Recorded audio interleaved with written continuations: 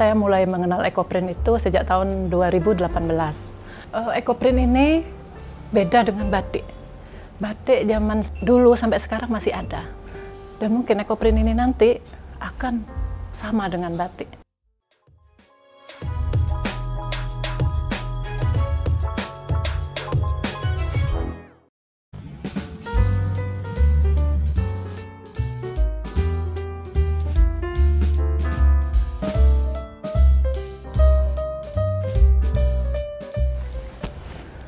Assalamualaikum warahmatullahi wabarakatuh.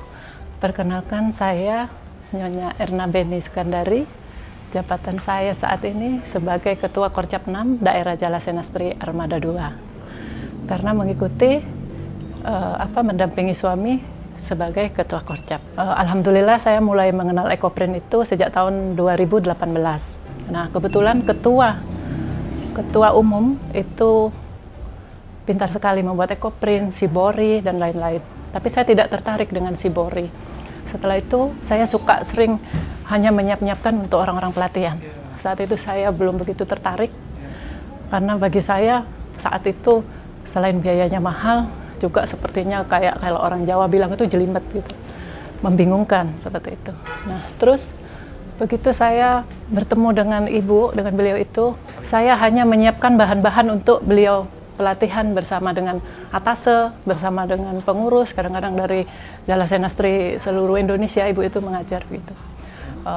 Setelah beberapa bulan saya selalu menyiapkan bahan-bahan itu tadi, akhirnya saya berpikir juga, sepertinya ini uang, karena saya melihat peluang buat saya. Karena saya melihat waktu itu sekitar yang awal-awal itu memang harganya booming sekali dan tidak semua orang bisa gitu loh. Nah, kalau sekarang saya inginnya memang memboomingkan ekoprint ini dimanapun saya berada. Nah, kebetulan saya ada di Makassar, mendampingi suami saya pada saat-saat saya tidak ada kegiatan, saya selalu menyempatkan untuk membuat. Ekoprint ini beda dengan batik. Batik zaman saat dulu sampai sekarang masih ada.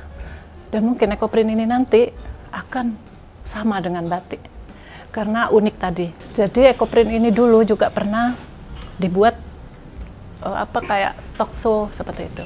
Jadi di Jakarta membooming saat ketua umum kami itu. Dia membooming memang semua kalangan. Awalnya saya hanya mendesain, ada 4 ini. Jadi ada yang ini itu ada 4 orang.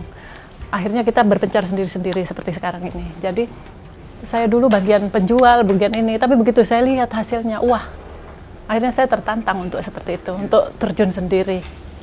Nah, awal-awal saat Bapak berdinas di sini, saat ini kan pas itu kebetulan COVID masih seru-serunya itu, jadi saya sempatkan kalau di rumah langsung buat.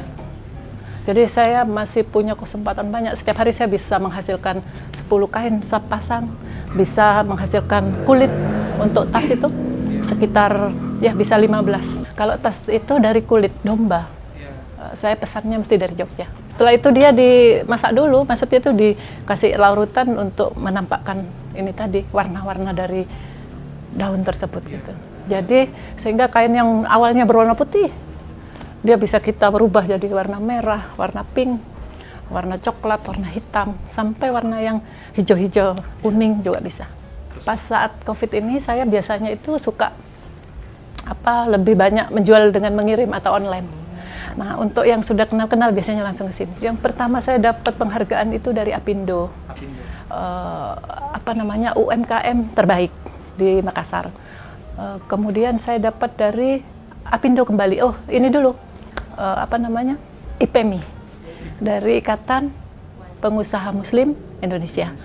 Nah, di situ saya dengan Ibu Ingrid Kansil dapat itu penghargaan karena beliau juga pernah ke sini melihat barang saya, akhirnya beliau tertarik. Akhirnya kami juga dijadikan sebagai wanita inspiratif di Indonesia gitu.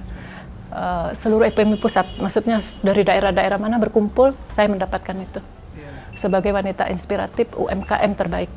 Kemudian saya pulang kembali ke Makassar, saya mendapatkan lagi dari Apindo yang kedua. Jadi sebagai wanita inspiratif UMKM di Makassar.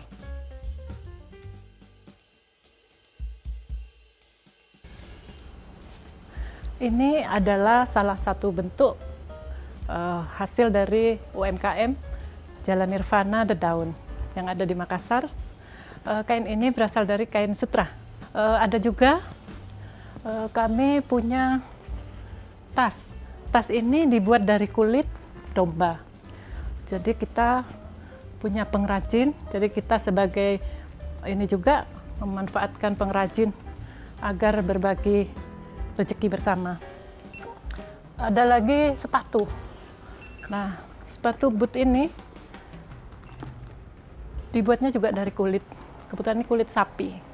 Jadi beda, agak lebih keras dan lebih tebal gitu. Saya juga ada troli. Jadi untuk kita pergi kemana-mana ada troli yang lengkap dengan tas, mungkin untuk tempat make up atau apapun.